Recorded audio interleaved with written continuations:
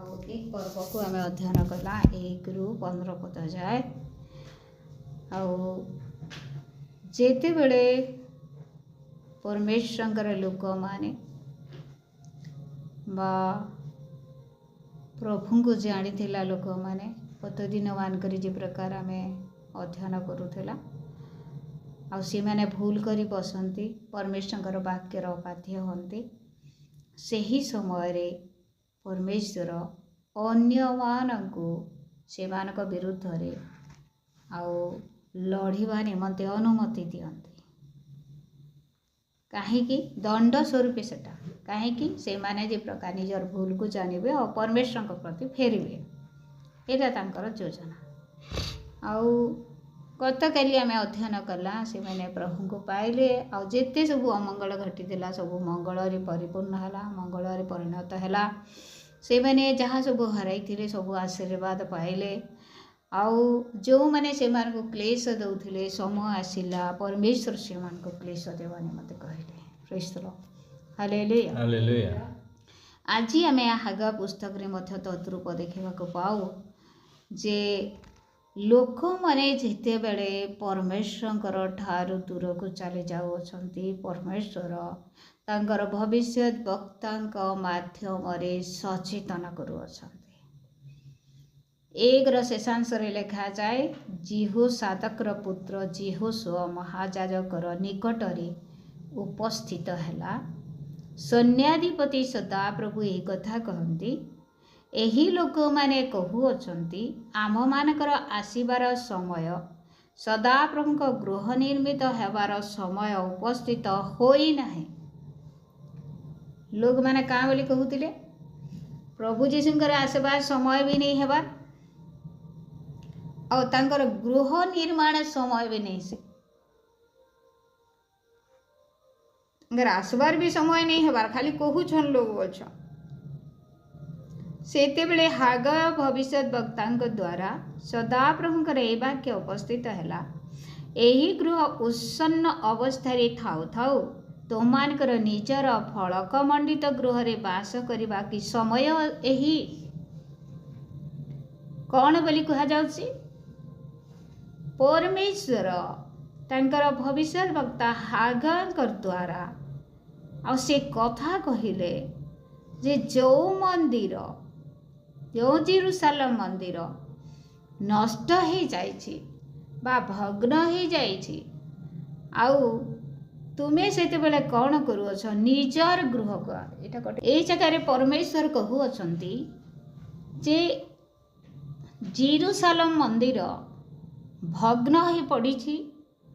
पुनर्निर्माण करा जाई नाही आउ तुमे माने निजर गृह को सुसज्जित करुछ बोली कहउछंती अर्थात परमेश्वर मंदिर निमंते कहीं चिंता करू नांती निज निज गृह निमंते समस्ते चिंता करुछंती। 5 नंबर पदे लिखा जाए एहे तू सैन्याधिपति सदाप्रभु एक कथा कहती तुम्हें माने आपणा आपणा पथ विवेचना कर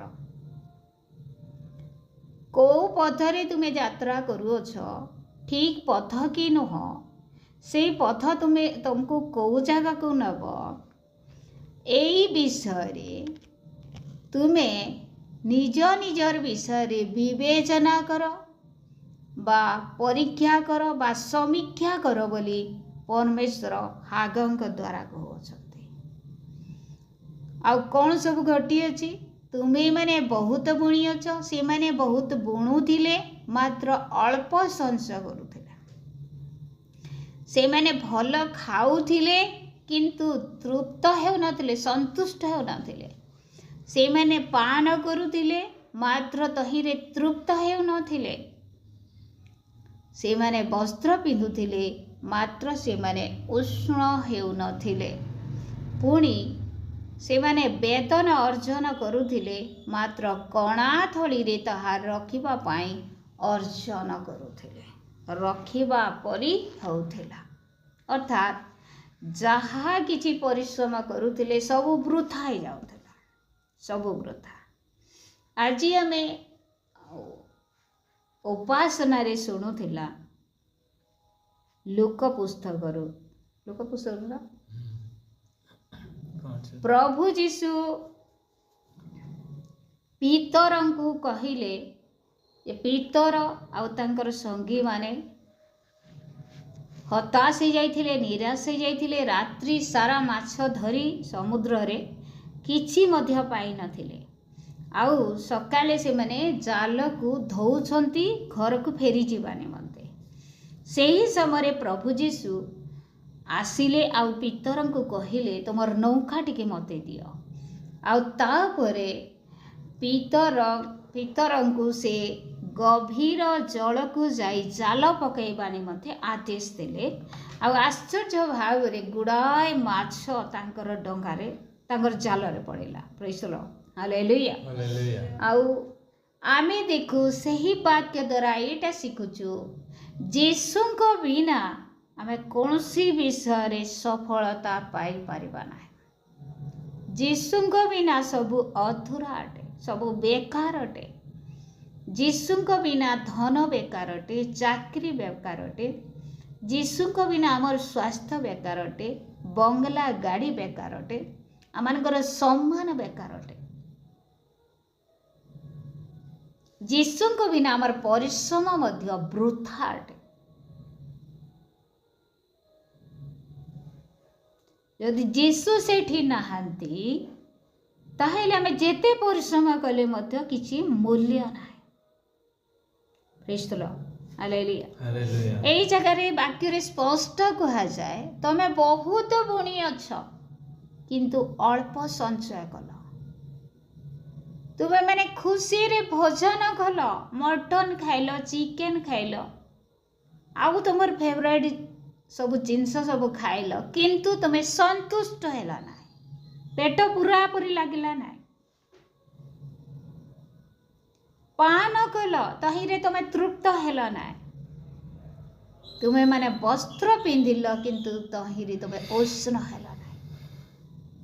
ଆଉ ତୁମେ ବେତନ ଅର୍ଜନ କଲ ବା ପରିଶ୍ରମ କରି ଟଙ୍କା ରୋଜଗାର କଲ, କଣା ଥଳିରେ ରଖିଲା ପରି ତାହା ରହିଲା। ତାର ଅର୍ଥ କ'ଣ? ଯୀଶୁଙ୍କର ବିନା ସବୁ ପରିଶ୍ରମ ବୃଥା ହେଇଗଲା। ବିଲରେ କରିଥିବାର ଚାଷ ମଧ୍ୟ ବେକାର। ଦାମିକା ବସ୍ତ୍ର ପିନ୍ଧୁଥିଲେ ମଧ୍ୟ ସେମାନେ ଉଷ୍ଣ ହେଇପାରୁନାହାନ୍ତି। ଆଉ ବହୁତ ଗୁଡ଼ାଏ ଟଙ୍କା ଅର୍ଜନ କଲେ ମଧ୍ୟ ସେ ଟଙ୍କା ଆସନ୍ତା ମାସ ବା ଆସନ୍ତା ସପ୍ତାହକୁ ଆଉ ରହୁନାହିଁ। ତାର ଅର୍ଥ କ'ଣ? ଉଡ଼ି ଯାଉଛି। ଅନେକ ଲୋକ ସେ ପ୍ରକାର କହନ୍ତି, ଆମେ ବହୁତ ଆୟ କରୁ, ବହୁତ ପରିଶ୍ରମ କରୁ, ଉତ୍ତମ ବେତନ ମିଳେ, କିନ୍ତୁ ହାତରେ ପଇସା ରହେନାହିଁ। କାରଣ କ'ଣ? ଯୀଶୁଙ୍କର ବିନା ସବୁ ବିଷୟ ବୃଥା ଅଟେ। ଯେତେବେଳେ ପିତରଙ୍କ ନିକଟକୁ ବା ପିତରଙ୍କ ଡଙ୍ଗାକୁ ପ୍ରଭୁ ଯୀଶୁ ବ୍ୟବହାର କରିନଥିଲେ, ସେହି ସମୟରେ ଆଉ ପିତରଙ୍କର ଜାଲରେ କ'ଣ ସବୁ ଆସୁଥିଲା? ବାସନ୍ତୀ ଭଉଣୀକୁ ବହୁତ ବହୁତ ଧନ୍ୟବାଦ। ଆମର ସାଙ୍ଗେ ଅଛନ୍ ବରଗଡ଼ରୁ, ପ୍ରଭୁ ଆଶୀର୍ବାଦ କରୁ, ସ୍ୱାଗତ ଜଣାଉଛୁ। ପିତରଙ୍କ ଜାଲରେ କ'ଣ ଆସୁଥିଲା? ସବୁ କଚଡ଼ା ଆସୁଥିଲା, ମୂଲ୍ୟହୀନ ବିଷ ସବୁ ଆସୁଥିଲା। ଯଦି ପ୍ରଭୁ ଆମମାନଙ୍କର ଗୃହରେ ନାହାନ୍ତି, ଆମମାନଙ୍କର ଜୀବନରେ ନାହାନ୍ତି, ଆମମାନଙ୍କର ହୃଦୟରେ ନାହାନ୍ତି, ଆମମାନଙ୍କ ପରିବାରରେ ନାହାନ୍ତି, ତାହେଲେ ସବୁ ବିଷୟ ବୃଥା ଅଟେ।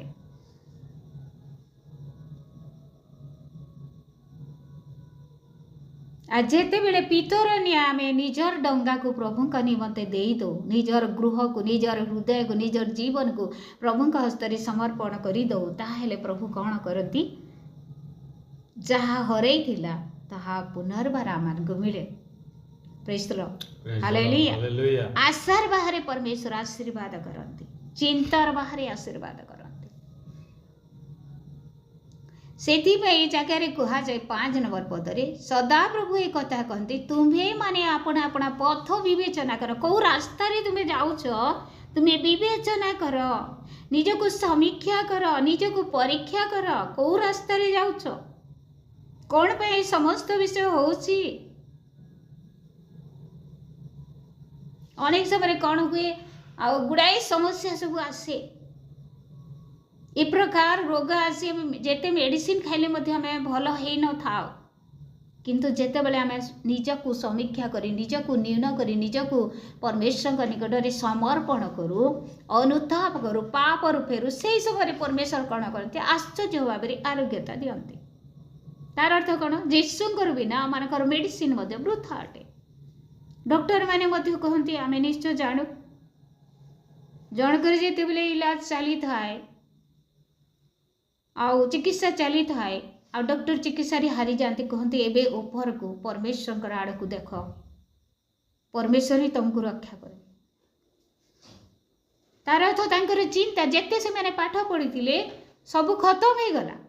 आ उपाय नहीं से मन को बंचे मानी आउ चिकित्सा नहीं से मन दृष्टि प्रेज द लॉर्ड हालेलुया ठीक से ही परी ए जगह परमेश्वर कहउछंती तुम्हें को पथरे जाउछ जे तुम्हें विवेचना कर कारण कौन सब हरई बसीच तमें एते सब आशीर्वाद पात्र पात्री बोली भावुल किंतु सब हरई बसीच शेष पदर लेखा जाए पुणी जे वेतन अर्जन करे से कणाथली ताहा रखिबा पाई अर्जन करे आमे मलाखी पुस्तक को माने पकाओ मलाखी 3 पर्व लेखा जाए जो माने परमेश्वर उद्देश्य रे अपनार आयरु देबे नाई से को परमेश्वर कौन करिवे जेते आय से माने करूछंती ताहा फुंगी देबे बोली कहउछंती पड़ोसी कही नाई आमनकर बापा माँ ताहा कही नांती आमनकर सांग ताहा कही नाई स्वयं परमेश्वर कहउछंती आमे फुंगी देबा बोली प्रेज द लॉर्ड हालेलुया को माध्यम रे ताहा फुंगीबे हुए तो कोर्ट कचेरी ही पारे हुए तो मेडिकल ही पारे हुए तो आउ अनावश्यक विषय आमे किणी पारू अनेक रास्ता अच्छी जो रास्ता रे आमे अर्जन करिथवा विषय सब पलि जाई पारे आमनक हाथ रे ताहा रहिबो नाही अर्जन करिबा सत ए जगह कहा जाए वेतन अर्जन कले मात्र कणाथली रे ताहा रखिबा परि अर्जन करे प्रेज द लॉर्ड हालेलुया 7 पदर लेखा जाए सैन्याधिपति सदा प्रभु ये कथा कहती तुम्हें माने अपना अपना पथ विवेचना कर बारंबार कहउछंती तुम्हें को पथरे जाउछ से पथ विवेचना कर भूल पथरे जाउन तो पुणी लेखा जाए 9 शेषांश मु पढ़िबांते चाहे कारण यही आम्भर गृह उत्सन्न हो पड़ी अछि मात्र तुम्हें माने प्रत्येक जन अपना अपना गृह विषय दौड़ू अछ मोर प्रिय माने मु गोटे विषय कहबानी मते चाहे बाइबल रे अनेक प्रकार गृह लेखा जाए परमेश्वर कहती आ प्रभु जीशु कहिले प्रायतः 2टी गृह विषय गोटे मंडली रूपक गृह आ गोटे आमनकर निजर शरीर रे जो ईश्वरकर मंदिर अछि सेही गृह को बुझाए आ गोटे गृह कौन आम जो बास करुचु जागतिक भाव इटा माटीर गृह मोर प्रिय माने इटा माटीर गृह ये जगत रे ही रही आउ हुए तो अग्नि द्वारा ताहा नष्ट हो पारे जल द्वारा से गृह नष्ट हो पारे भांगी जाई पारे किंतु आमनकर हृदय रूपक गृह रे आउ जदि परमेश्वर को आमे स्थान देइछु से गृह को आमे सुसज्जित करिछु से गृह रे आमे परमेश्वर को प्राधान्य स्थान देइछु से गृह रे से गौरव पाउछंती ताहाले से गृह नष्ट हेब नाई आ परमेश्वर ताहि रे संतुष्ट हेबे प्रेज द लॉर्ड हालेलुया आ द्वितीय विषय होची शारीरिक गृह बा जागतिक गृह बा परमेश्वर करी मनते आमे गोटे गृह निर्माण करि थाउ जो गृह रे आमे आराधना करू आ से विषय रे ए जगह रे मुख्यतः लेखा जाए जेरूशलेम मंदिर विषय रे किंतु आमे देखु 2 प्रकार गृह विषय रे टिके चिंता करिबा गोटे गृह हेउची आत्मिक गृह आउ आमे निजे निजे गोटे परमेश्वर का निमंते गोटे गोटे गृह अटू आ द्वितीय विषय होची आउ जेरूशलेम मंदिर न्याय जो जगह रे आमे परमेश्वर का आराधना करू से ही गृह अटे प्रेज द लॉर्ड हालेलुया आमे साधारणतः आमनकर निजर जीवन को निजर जागतिक गृह को सुसज्जित करि था समस्ते चाहती बहुत सुंदर गृह गोटे मो निर्माण करी समस्त आकांक्षा सेटा इच्छा सेटा आ निर्माण करती भी जहाँ को जेतकी मिले उत्तम भाव से गृह निर्माण करे किंतु मोर प्रिय माने से गृह स्थायी गृह नुह आज नहले काली से गृह कौन हो नष्ट हो जिते बड़ बिल्डिंग हेले मध्य नष्ट हो किंतु परमेश्वर आमानकर हृदय गोटे गृह अच्छी आ से गृह बा से मंदिर को सुसज्जित देखिबारे मते से चाहते प्रेज द लॉर्ड हालेलुया आमे ए जगह देखिला निजर गृह निमते व्यक्ति माने चिंता कले बा दौड़िले बा से माने कार्य कले परिश्रम कले किंतु एपटे देखिबा परमेश्वर गृह उजाड़ हो जाउछि जेरूशलेम मंदिर निर्माण करा हेउ नाही पुनर्निर्माण तो नुहे पुनर्निर्माण हो पार ना 16 वर्ष जाए दीर्घ 16 वर्ष जाए ताहा से प्रकार भाव में पड़ी से परमेश्वर कहले निज निमते तुम्हें चिंता करी आउ तुम्हें कौन करुअछ परमेश्वर गृहपति आउ चिंता करुन बोले से ए समस्त विषय घटुची 6 पदरी आम जहाँ अध्ययन करा मोर प्रिय माने परमेश्वर चाहती 12 शेषांश मु पढ़ुअछि हागय भविष्य वक्ता निकट को जो सब वाक्य प्रेरण करथिले सेही सबुरे मनोयोग कले आउ लोक माने सदा प्रभुंक छामुरे भीत हेले जेतेबेले हागय भविष्य वक्ता आ परमेश्वर वाक्य को कहूछन्ते लोक माने सेतेबेले भयभीत हेले आउ से माने परमेश्वर को भय करिबार आरंभ कले आउ 14 पर्वर शेषांश रे लेखा जाए आउ लोक मानकर अवशिष्टांश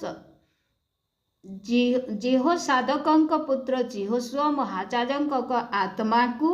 आउ लोक मानकर अवशिष्टांश समस्त आत्मा को उत्तेजित कले किए परमेश्वर तहिरे से माने दारियाबस राजार अधिकार द्वितीय वर्षर 6 मासर 24 दिन रे आसी सैन्याधिपति सदा प्रभु आपणा मानक परमेश्वर गृहरी कार्य कले praise the lord hallelujah hallelujah मोर प्रिय माने साधारण भाव में जड़े जिते उद्योगी हुए मुझे परमेश्वर गृह को मु निर्माण करी बोले से पारि न थाए किंतु परमेश्वर आत्मा हाग भविष्य वक्ता द्वारा जिते बड़े कथा कहले हाग भविष्य वक्ता आर लोक मानकर आत्मा से कौन हो गला आउ से माने उत्तेजित हेले आत्मा रे उत्तेजित हेले शरीर रे नुह बेले बेले कौन हुए आम शरीर रे गोटे निष्पत्ति नहीं था जे मुझे करी ना मुझे करी बोली किंतु ता स्थिर ही रही न थाए सबुदिन पाए किछि दिन पर ताहा आउ पलट पालट हो जाए किंतु ए जगह आम देखू परमेश्वर से जेहोशुआ महायाजक आत्मा को आउ से लोक मानकर आत्मा को कौन कले उत्तेजित कले कौन पाए उत्तेजित कले निजर गृह निर्माण निमंते नुहे जेरूशलेम मंदिर निर्माण निमंते प्रेज द लॉर्ड जेरूशलेम मंदिर निर्माण निमंते आउ परमेश्वर से मानकर हृदय से मानकर आत्मा को उत्तेजित कले आउ से माने आउ चुपचाप रहिले नहीं आउ जेरूशलेम मंदिर को साई जेरूशलेम मंदिर पुनर्निर्माण करुअछन्ते केते वर्ष पर हैला 16 वर्ष पर 16 वर्ष पर हैला आज आम गोटे विषय चिंता करबा अनेक समय कौन हुए जेतेबेले आमनकर बाहिक विषय को आमनकर शरीर को आम सुंदर भाव में सजे था बहुत सुंदर भाव में सजे था